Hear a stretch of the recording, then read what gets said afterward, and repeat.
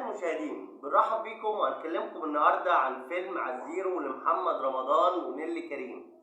الفيلم عزيرو بطولة محمد رمضان، نيلي كريم، جمانة مراد، محمد لطفي، طبعا الطفل منذر مهران، تأليف مدحت العدل وإخراج مندو العدل. الفيلم بتدور أحداثه في إطار من الدراما الاجتماعية والدراما الإنسانية حول دراجون وابنه المصاب بمرض السرطان أو الكانسر. فطبعا محمد رمضان مش هيسكت، هيحاول يعالج ابنه بكل الطرق المشروعة والغير مشروعة، وهيبقى في صراع على شنطة مليانة آثار أو مليانة فلوس. الإعلان ما وضحش مليانة آثار ولا فلوس، بس الصراع على الشنطة دي اللي هتكون مع محمد لطفي أو مع جمانة مراد. الشنطة دي محمد رمضان لما يجيبها هل هيعالج ابنه وابنه هيخف من مرض الكانسر، ولا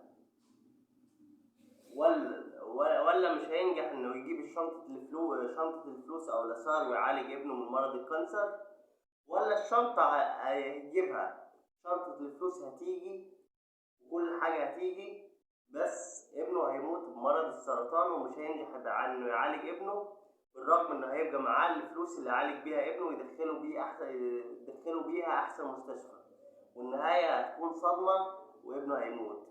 توقعاتكم ايه اعزائي المشاهدين؟ هل محمد رمضان هينجح في انه يعالج ابنه ويدخله احسن مستشفى، ولا مش هيجيب الفلوس اساسا، ولا هيجيب الفلوس بس مش هينجح ان هو يعالج ابنه؟ والنهاية هتكون صدمة بان ابن محمد رمضان، ابن دراجون، هيتوفى في نهاية الفيلم ومش هيعالجه بالرغم من الصراع على شنطة الفلوس وشنطة الآثار. أعزائي المشاهدين، لو عجبكم النوع ده من الفيديوهات، لايك واشتراك في القناة، فعلوا زر الجرس، واسم القناة منوعات مع بولس. أعزائي المشاهدين، شكرا.